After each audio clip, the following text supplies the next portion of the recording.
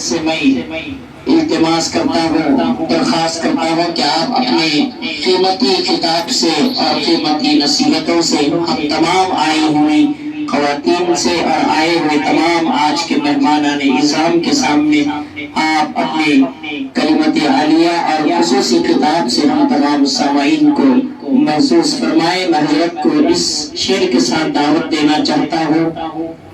چہرہ کھلی کتاب ہے، چہرہ کھلی کتاب ہے، عنوان جو بھی دو، چہرہ کھلی کتاب ہے، عنوان جو بھی دو، جس رخ سے بھی پڑھو گے حضرت کو جان جاؤ گے۔ اللہ نے بہت ساری عظیم صلاحیتوں سے نوازا اور خصوصاً اللہ نے آپ کو خطابت کا جو ہنر اور خطابت کا جو فن اللہ نے عطا کیا ہے، لاجواب فن ہے۔ ہم اللہ سے دعا کرتے ہیں کہ اللہ رب العزت آپ کے خطاب سے اور آپ کی قیمتی نصیحتوں سے اللہ ہم کو ہمیشہ استفادہ کرنے کے اللہ توفیق و سعادت عطا فرمائے۔ میں حضرت سے گزارش کرتا ہوں کہ آپ خطاب فرمائیں۔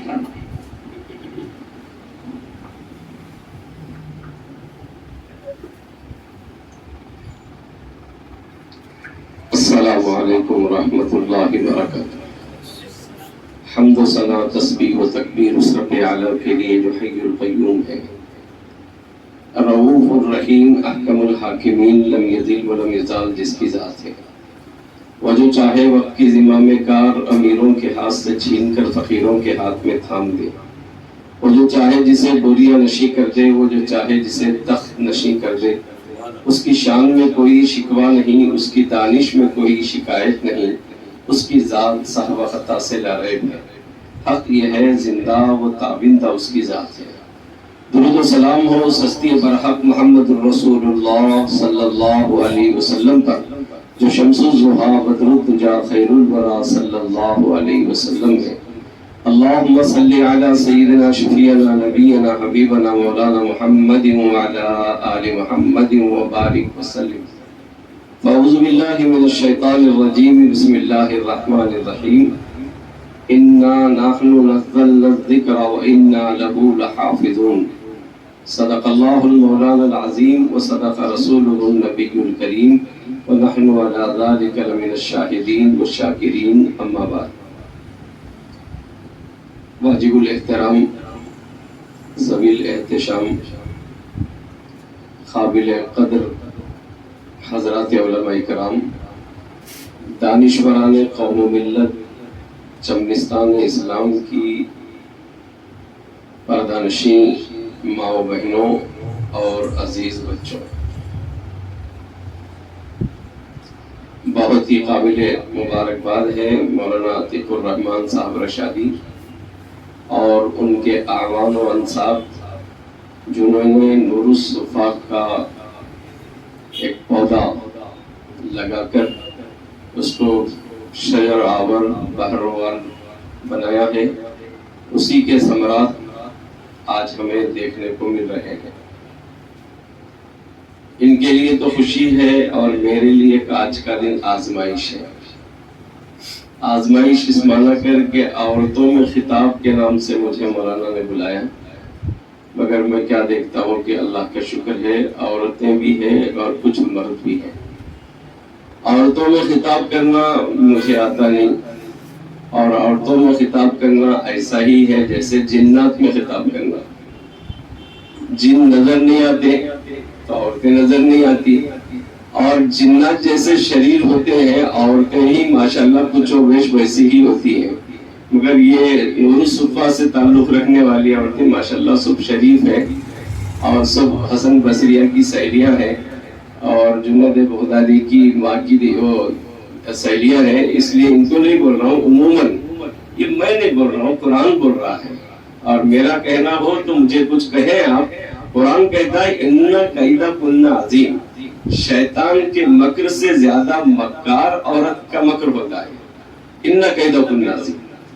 اب ایسے موقع پر مولانا عتیق الرحمن صاحب نے لڑکیوں کا مدرسہ کھولا تو انہوں بہت ہوشیار ہیں، اس لیے کہ ان کی مکاری کو سمجھنے والا استاد زیادہ استاد رہنا پڑتا، تو انہوں بھی بڑے استاد ہیں۔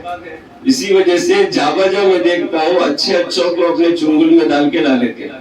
مولانا ایسا نہیں جی، مولانا ویسا نہیں جی، میری مصروفیتوں کے بعد بھی مولانا نے مجھے چھاپ میں گرا اور بلا لیا، آج بندہ حاضر ہو گیا، اور یہ آنے میں میرے لیے بھی نیکی اور سعادت ہے۔ مولانا کا یہ حوصلہ ہے، اللہ تعالیٰ ان کو بڑا بنائے اور مزید ان کے اس ادارے سے خوب کام لے، دن دگنی رات چگنی ترقی عطا فرمائے، ان کے خوابوں کی تعبیر اللہ پورا فرمائے۔ ایک چھوٹا سا مکان ہے لیکن انہوں نے جو کام کیا ہے اور کر رہے ہیں بہت بڑا کام ہے۔ جیسے ابھی میرے دوست نے کہا کہ مدرسے چلانا آسان نہیں ہے، مدرسے چلانا بہت مشکل ہے۔ ایک مرتبہ میرے ایک دوست نے مجھ سے کہا مولانا مدرسے میں بچے کو داخلہ دے دیجئے، تو میں نے کہا کہ بھئی نہیں، میں نے ان سے پہلے کہا تھا اپنے بچے کو داخلہ دے دیجئے، تو بچے کو داخلہ کہنے لگے کیا بول کر آپ کے مدرسوں میں، دینی مدرسوں میں بچوں کو پڑھانا مولانا، مدرسے میں پڑھے ہوئے بچے کتنی نوکری کرتے ہیں، مسجد میں گئے تو 7-8 ہزار روپے سے زیادہ ان کو نہیں ملتے، کیا کھائیں گا، کیا کمائیں گا، کیا کھجائیں گا، اس قسم کی باتیں وہ کر رہے تھے۔ میں نے کہا یہاں پالنے والا اللہ ہے، پالنے والا کون ہے؟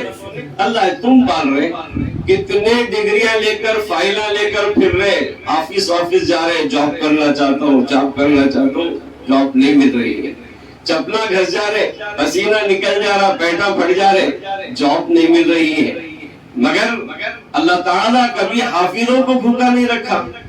جب دیکھو جہاں دیکھو، میں تو یہ بولتا ہوں حافظوں کی قسمت ایسی، ان کی گاڑی نہیں رہتی لیکن شام سے ان کی گاڑی میں بیٹھ کے جاتا، گاڑی ان کی نہیں، حافظ صاحب ہماری گاڑی میں بیٹھیے نا، سیٹ صاحب آتے گاڑی میں بٹھا لے کے جاتے، کھانا ان کا نہیں رہتا، دسترخوان پہ اعلیٰ قسم کے کھانے کھاتے۔ ابھی کبھی بھی آپ مولویوں کو دبلا پتلا مردنگڑا نہیں دیکھیں گے، آپ ہاتھا موم بتی پیرا اگربتی نہیں دیکھیں گے، ماشاءاللہ پیٹا امبر پیٹا ہے، بڑے بڑے پیٹا ہیں، سفید کپڑے پہن کے پھر رہے ہیں، یہ کیا ہے؟ یہ برکت ہے، رسول اکرم صلی اللہ علیہ وسلم کی کام کی برکت ہے، اور اللہ تبارک و تعالیٰ ان کو رزق ایسا دیا ہے۔ میں ہمیشہ کہتا ہوں بعض لوگوں کو اللہ نے رزق مٹھی مٹھی بانٹا، کسی کو 2 پسوں بانٹا اور کسی کو جھولیاں بھر کے دیا، لیکن مولویوں کو کہا تمہارا رزق بانٹ کے دیا تو کہاں تک جائیں گے، میں ایسا پھینک دیتا ہوں، کبھی سیٹ کے گھر میں، کبھی نواب کے گھر میں، کبھی فلاں کے گھر میں، ہر جگہ تم کو رزق ملتے رہے گا۔ یہ کیوں ہے؟ یہ اس لیے ہے کہ رسول اللہ صلی اللہ علیہ وسلم کے کام کرنے والوں کی عزت بھی ہے، اور اس میں جو ہے اللہ ان کو مشغول بھی نہیں رکھا ہے، کام دین، کار دین کے لیے ان کو اللہ نے قبول فرمایا ہے۔ اس لیے انہوں نے کہا کہ مولانا میرا بچہ نہیں پڑھ سکا، آپ نے بہت گزارش کی، اب ذرا میرے بیٹے کو، نواسے کو، پوترے کو پڑھا دیجیے۔ جب پوترا آیا تو میں نے کہا وہ ذہن نکل گیا تمہارا، کیا کمائیں گے کیا کھائیں گے؟ وہ بولا ان صاحب وہ ذہن پرانا ہو گیا، اولڈ ہو گیا، اب نیو ذہن میرا یہ بن گیا، اب سب کچھ سب سے زیادہ اگر کوئی کھا رہا ہے تو ملزمہ کھا رہے، سب سے زیادہ مرغے انہوں سب سے زیادہ کھاتے، بکرے انہوں سب سے زیادہ کھاتے، اور جہاں دیکھیں انہوں کھانے پہ چھاتے ہیں، ان کا سب سے زیادہ انہوں کھا رہے، اس لیے بچے کو داخلہ دے دیجئے۔ میں نے کہا اللہ کا شکر ہے، کھانے کی بنیاد پر لایا، تھوڑا اصلاح کر لے، ذہن کو بنا لے، یہ کہہ کے میں رسول اللہ کے دین کی نوکری کے لیے اسے بھیج دے رہا ہوں، تو پھر اللہ تیرے بیٹے کو، تیرے پوترے کو اور قبول کرے گا، یہ دنیا میں امام بنے گا، خادم القوم بنے گا، اور خادم القرآن یہ بندہ بنے گا۔ غرض ہے کہ میرے بھائیوں اور میرے بہنوں اور میرے دوستوں، آئیے چند مختصر باتیں میں آپ کے گوش گزار کرتا ہوں۔ آج پوری دنیا میں علم کا جو چرچا ہے اور علم کے جو اثرات ہیں، یہ کس کی دین ہے؟ آپ بولیں گے یہ امریکہ نے یہ ترقی کر دی، یہ کینیڈا نے یہ ترقی کی، پیرس نے یہ ترقی کی، یہ علمی جوہر پارے انہوں نے پیش کیا، ٹیکنالوجی کے اعتبار سے یہ آگے بڑھ گئے۔ میں پوچھتا ہوں اگر تم نے کسی کا نام بتایا تو کوئی سائنٹسٹ کا نام بتائیں گے، کوئی ڈاکٹر کا بتائیں گے، کوئی لائر کا بتائیں گے، یہ سب کے سب خیرات ہیں حضرت آدم علیہ السلام کی۔ آپ کو معلوم ہے آدم علیہ السلام کی خیرات کیا ہے؟ آدم علیہ السلام کے بارے میں فرمایا وَعَلَّمَ آدَمَ الْأَسْمَاءَ كُلَّهَا ثُمَّ عَرَضَهُمْ عَلَى الْمَلَائِكَةِ فَقَالَ أَنبِئُونِي انبئونی باسماء ہؤلاء ان کنتم صادقین۔ اللہ نے فرمایا آدم تم جن چیزوں کے نام بتاؤ۔ پہلے تو فرشتوں سے کہا، فرشتوں نے کہا لا علم لنا الا ما علمتنا، ہم نہیں جانتے جتنا تو نے سکھایا ہم اتنا ہی جانتے۔ پھر آدم سے اللہ نے فرمایا اے آدم تم بتاؤ، تو آدم علیہ السلام نے اسماء کے نام ہی نہیں بتائے بلکہ حقائق بھی بتا دیے، اس کی تاثیر بھی بتائی ہے۔ ایک ہے نام بتا دینا اور ایک ہے نام کی تاثیر بتا دینا۔ یہ پودینہ ہے یہ بتا دیا ہے، پودینے کی تاثیر سرد ہے۔ یہ مولی ہے اس کی تاثیر یہ ہے یہ گلا دیتی ہے لیکن دیر سے گلتی ہے، یہ اس کے حقائق ہے۔ تو اللہ نے آدم کو اسماء بھی دیا اس کے حقائق بھی دیا۔ تو آدم علیہ السلام سارے انسانوں کے باپ ہے، جو باپ کے دماغ میں ہے وہ اولاد کے دماغ میں آتا ہے، لہٰذا دنیا میں جتنی ترقیات آئی ہے علمی اعتبار سے وہ والد محترم آدم ہی کی خیرات ہے۔ چاہے یہودیوں کو ملے، نصرانیوں کو ملے، مسلمانوں کو ملے، کسی کو بھی ملے، وہ آدم علیہ السلام کی خیرات ہے۔ اسی لیے میرے بھائیوں آپ کہیں گے سائنس آدم علیہ السلام کی خیرات ہے کیا؟ جغرافیہ آدم علیہ السلام کی خیرات ہے کیا؟ جو ہے میتھمیٹکس کا علم آدم علیہ السلام کی خیرات ہے؟ ہاں ہر علوم، سارے کے سارے علوم، جتنے علوم ہیں وہ سب آدم علیہ السلام کی خیرات ہے۔ ہاں الگ بات ہے کہ ہم نے علوم سے غلط راستے اختیار کر لیے، علم سے غلط چیز سیکھ لیا ہے، لیکن حقیقت علم دنیا کا ہو یا دین کا انسان کو نقصان نہیں پہنچاتا، انسان کے فائدے کے لیے ہی وہ علم ہے۔ یہ الگ بات ہے ڈاکٹر علم سیکھا اور علم سیکھ کر آنے کے بعد آدمی کا آپریشن کی ضرورت نہیں تھی۔ ایک ڈاکٹر صاحب کے پاس ایک بندہ گیا، جا کر کہنے لگا مولانا ڈاکٹر صاحب مجھے بہت چھینکیں آ رہی ہے۔ تو اس نے کہا اچھا آپ کو چھینکیں آ رہی ہے تو ذرا ایکسرا لے کے آؤ۔ اب ایکسرا لینے گئے، ایک آدمی گیا مجھے جو ہے زبان پہ کیسے کی مذہب بگڑ گیا ہے، کہا ٹھیک ہے ایکسرا لے کر آؤ۔ وہ مشہور ہو گیا ایکسرا نکالنے میں، تو لوگوں نے پوچھا ڈاکٹر صاحب ہر چیز کا علاج پہلے ایکسرا ہے کیا؟ تو انہوں نے کہا ہم نے پڑھا کس لیے، ہم جتنا پیسہ لگائے کس لیے، یہ سب پیسوں کی اصولیات کیسے ہوگی، اس لیے ہم نے جو بندے کو جو دے سکتے ہیں وہ تو معمولی چیز پہ بھی مسئلہ حل ہو سکتا ہے، لیکن ہم نے ایکسروں سے ہماری تعلیم کا پیسہ نکالنا چاہا۔ میرے بھائیوں آج کل تعلیم جو ایک ہنر بن گئی اور تعلیم پیشہ ہو گئی، بلکہ تعلیم والے لٹیرے ہو گئے ہیں۔ اس وجہ سے میں کہہ رہا تھا کہ تعلیم سب کی تعلیم ایک ہی ہے، لیکن وہ تعلیم کے اثرات انشاءاللہ بندہ خیر سے رہا تو اس کے اثرات منتقل ہو سکتے ہیں۔ غرض ہے کہ مجھے کہنا ہے علم بہت بڑی چیز ہے، علم سے آدمی بڑا ہوتا ہے۔ آدم علیہ السلام فرشتوں سے بالاتر ہو گئے، ساری مخلوق میں وہ اعلیٰ ہو گئے، کیوں؟ علم کی وجہ سے۔ حضرت یوسف علیہ السلام جیل سے نکال کر تخت شاہی پر بٹھا دیے گئے، کیوں؟ علم کی وجہ سے۔ ایسے ہی حضرت موسیٰ علیہ السلام بھی علم کی وجہ سے فوقیت اور بالاتری ملی ہے۔ غرض ہے کہ میں یہاں تک کہتا ہوں اگر یہ علم کسی کے پاس نہ ہو تو علم نہیں ہے تو وہ آدمی بے علموں کے مقابلے میں وہ اور گھٹیا ہے، علم والا بے علم کے مقابلے میں وہ اعلیٰ اور عرفہ ہے۔ اس لیے علم بہت بڑی چیز ہے۔ غرض ہے کہ علم جب بندوں کو آتا ہے تو وہ بندے منصب اور عہدوں پر فائز ہو جاتے ہیں۔ ایک بات کہتے ہوئے اور اپنی 2-3 باتیں کہتے ہوئے بات ختم کرتا ہوں۔ میرے بھائیوں علم آدمی کو کیا بخشتا ہے اور کیا عطا کرتا ہے، اور دنیا میں علم والوں کی کیا عزت ہے۔ علم والوں تو علم والا علماء نے لکھا ہے، فقہاء نے بیان کیا ہے کہ اگر کتے کو تعلیم دی جائے اور وہ تعلیم یافتہ کتا اس کو کلب معلم کہتے ہیں، فقہ کی زبان میں اسے کلب معلم کہتے ہیں۔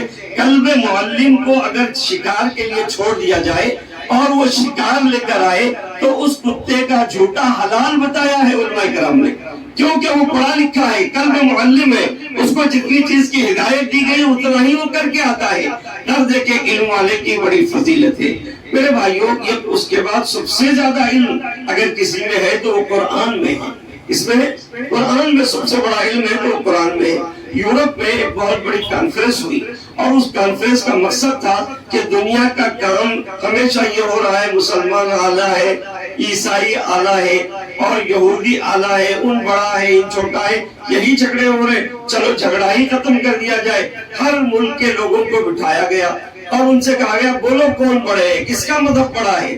عیسائی نے کہا ہمارا مذہب پڑھا ہے۔ کہا دلیل یہ ہے کہ ہمارے پاس عیسیٰ علیہ السلام مردوں کو زندہ کرتے تھے، لہذا عیسیٰ علیہ السلام کا مذہب پڑھا۔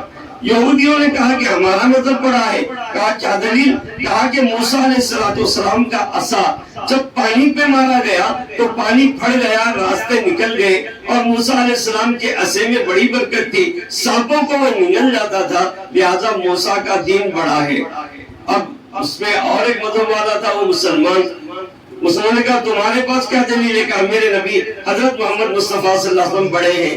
تو پھر عیسائی نے یعنی اس مذہب کا جو جج، یعنی اس گروپ کا جو جج تھا، اس نے کہا سب نے اپنے اپنے مذہب کو پیش کیا، لیکن بتاؤ کہ تمہارا موسیٰ کا عصا ابھی موجود ہے؟ تو لوگوں نے کہا موسیٰ کا عصا موجود نہیں ہے۔ کہا اچھا عیسیٰ علیہ السلام کا ہاتھ مردے پہ پھیر دیتے، مردہ زندہ ہوتا، کیا ان کا ہاتھ ابھی موجود ہے؟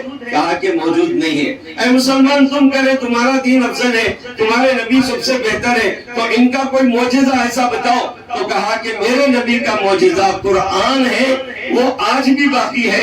تو جج نے فیصلہ کرتے ہوئے کہا تمہارے نبی باقی نہیں، تمہارے نبی کا معجزہ باقی نہیں۔ اے عیسائیوں تمہارے نبی باقی نہیں، تمہارے نبی کا معجزہ باقی نہیں۔ مسلمانوں کے نبی نہیں ہے، لیکن مسلمانوں کے نبی کا معجزہ قرآن باقی ہے، لہذا آج پوری دنیا میں راج کسی کا ہے تو محمد رسول اللہ صلی اللہ علیہ وسلم کے دین کا راج ہے، اور انہی کا راج چل رہا ہے، قیامت کی صبح تک چلے گا۔ یہ یورپ کے جج نے فیصلہ کیا ہے۔